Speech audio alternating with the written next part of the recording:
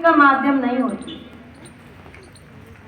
भाषा में हम अपने विचारों को प्रकट करते हैं, दूसरे के विचारों को सुनते भी हैं, ग्रहण भी करते हैं। तो भाषा एक माध्यम होती है हमारे भावों और विचारों को अभिव्यक्त करने का।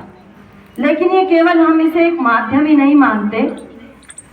हर भाषा उसकी अपनी उस जगह की, उस देश की, उस राज्य की परंपराओं का, संस्कृति का और वहाँ के संस्कारों का प्रतीक होती है। हर भाषा के अंदर उस जगह के संस्कार और वहाँ की संस्कृति समाई होती है। तो मैं एक छोटी सी कविता के माध्यम से आप लोगों को ये बताना चाहती हूँ कि किस तरह हम अपने भावों और विचारों को व्यक्त कर सकते हैं। उसका एक तरीका होता है, कैसे आपको कविता पाठ करना है, कैसे आपको भाषण देना है, वो आप हम शिक्षकों को देखकर, सभी शिक्षक आपके सामने आते हैं और कुछ ना कुछ अपने विचार प्रकट करते हैं। तो ये आपको सीखना है, यही आपकी उम्र है सीखने की। तो एक छोटी सी कविता है जो आपको बहुत जल्दी समझ में आ जाएगी। लोगों ने कहा कितना कुछ है, हमने भी सुना कितना कुछ है। लोगों ने कहा कितना कुछ है, हमने भी सुना कितना कुछ है। कहते सुनते हम रहे सदा, कहते सुनते हम रहे सदा, किंतु कहने सुनने में है फर्क बड़ा। कहने सुनने में है फर्क बड़ा है, इसीलिए आग्रह रहता।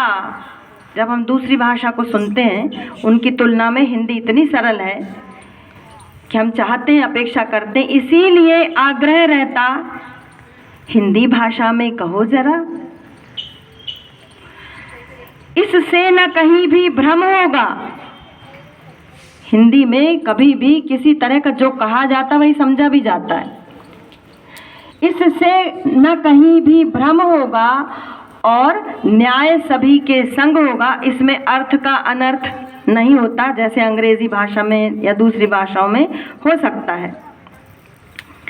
हिंदी में अक्षर साफ सभी, हिंदी में अक्षर साफ सभी, बिंदी की भी है जगह बड़ी।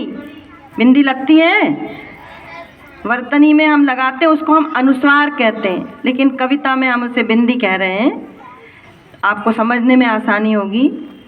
बिंदी की भी है जगह बड़ी, कोई अक्षर खामोश नहीं, साइलेंट नहीं होता अंग्रेजी की तरह। कोई अक्षर खामोश नहीं, अनदेखा जो कर पाओ कहीं। किसी को हम अनदेखा नहीं कर सकते। हिंदी में जो लिखा है सबको पढ़ना और समझना पड़ता है। कैपिटल स्मॉल का भेद नहीं, जैसे अंग्रेजी में होता है ये कैपिटल में लिखना है फिर स्मॉल में लिखना है, ऐसा कुछ नहीं है। कैपिटल स्मॉल का भेद नहीं और आधे अक्षर से खेद नहीं। आधा अक्षर भी है हिंदी में। स्वर रहित व्यंजन जो होता है उसे हम आधा अक्षर कहते हैं समझने के लिए। आधा भी है ज्यादा नहीं व्यर्थ, आधा भी है ज्यादा नहीं व्यर्थ, मिलकर देता है पूर्ण अर्थ। जब वो दूसरे व्यंजनों के साथ मिल जाता है तो पूरा अर्थ प्रदान करता है, मिलकर देता है पूर्ण अर्थ। मैं इसीलिए कहती सबसे, मैं इसीलिए सबसे कहती, हिंदी सबके संग मिल रहती, हिंदी सबके संग मिल रहती। जो साफ साफ सोचोगे घर, जो साफ साफ सोचोगे घर, बोलेंगे उसको स्वयं अधर। अधर मतलब होठ, होठों से बोली जाती है। बोलेंगे उसको साफ अधर, इसकी उसकी सबकी सुनना, इसकी उसकी सबकी सुनना, अपना सपना पर खुद बुनना। अपना किसी के सपने उधार नहीं लेना, अपना सपना पर खुद बुनना। कथनी करनी में भेद नहीं, हिंदी में जो कहा जाता है वही समझा भी जाता है। जो कहा उसे पूरा करना, मौलिक रहना, खुद सा दिखना, अपनी भाषा अपना गहना। ये समझ लीजिए कि हमारी भाषा हमारा आभूषण है। जैसे हम आभूषणों की देख रेख करते हैं, संभाल कर रखते हैं, वैसे ही हमें अपनी भाषा पर गर्व होना चाहिए और उसकी रक्षा भी करना चाहिए।